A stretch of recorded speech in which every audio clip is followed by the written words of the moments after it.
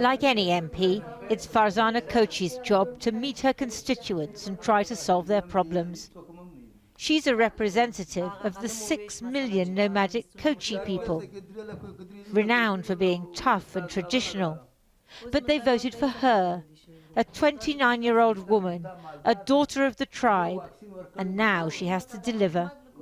They're living in a desert near here in Kabul, and they are saying that our tents are being destroyed by winds. At least help us have some new tents. And these young men here, they are trying to make a university, like establish a university. And the lady who's brought her baby? Yeah, she's trying, like, looking for help with her husband's hiring. She needs a job for her husband? Yes, of course. When there is a little girl who is braver than other girls, they are like calling her that she wants to be an MP, she wants to be a minister. Women like me are opening the way for other women. We are coming back from... Like all women in Afghan public life, she's grown used to death threats from the Taliban. Sometimes it gives me strength that why they are trying to treat me. Like there is something that I'm doing well, and because they're not liking that. If the Taliban don't like something, it's obvious that it's something good. So. Surprisingly, maybe, when I catch the old men on the way out, they agree.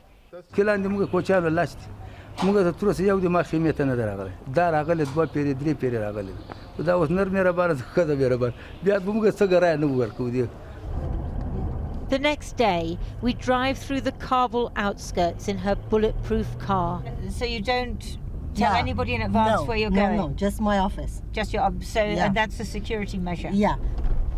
We're headed for the temporary settlement where the Kochis have set up camp. Livestock are their only asset, and grazing is sparse here. Farzana has brought notebooks and pens for the children. Such simple gifts are a treat because neither boys nor girls are going to school. For all that the men accept Farzana, they tell their women to stay in the tents, away from the camera. We're not allowed to film the women, but what they've told me is that their biggest problems are nothing to do with women's rights. They're about not having enough pasture, about the animals being sick, but they are worried about education. If there was a school, they said, of course they'd send their girls, but there isn't one. How many women have benefited from these women's rights that have been implemented in Afghanistan in the last... As many women as they are living in the cities. That's all. They benefit? Yeah. And these women? Nothing. Nothing came from women's rights and all the changes that we claiming that we made, and all the gains that we claiming that we gained and have that in the past years, but we have nothing when we came here. You can see that. Kochi girls are amongst the most deprived in the country. But a few miles and a world away, Kochi's style is high fashion. This is the Afghanistan of exclusive boutiques and social media influencers, where women have a lot to lose if the Taliban regain power.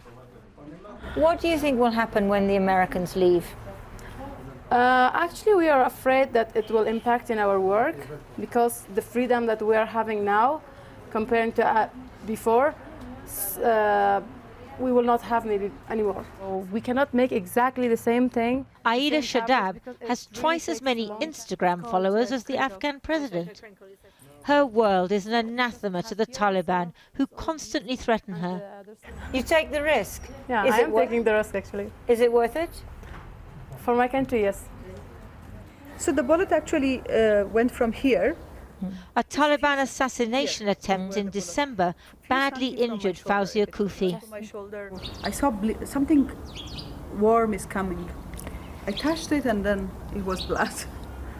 As a member of the government team negotiating with the Taliban, she has to talk to the leaders of the men who tried to kill her. Still, she'd rather talk than let war decide the future. I think all sides try to focus on a military strategy, and therefore in the midst of all of this, women's rights will be the main victim. Not only in terms of lives, but also in terms of opportunities, in terms of access to resources, access to education, access to power, being engaged in the decision making. These are the things that I think women will lose. Farzana Kochi MP is on the Parliamentary Economy Committee. If the Taliban seized power through war, women would be barred from political life.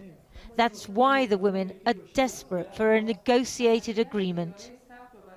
The Taliban, if they come by a agreement, they won't force us to stay in houses and don't work.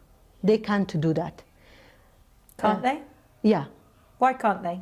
Because they will come there here based on an agreement that they are making. They're not coming like the way that they came last time. By force and by fighting. A deal then is essential, because if the few women who've penetrated the corridors of power are excluded, there'll be no one to represent the millions of Afghan women who live in poverty and are yet to taste the freedom they were promised.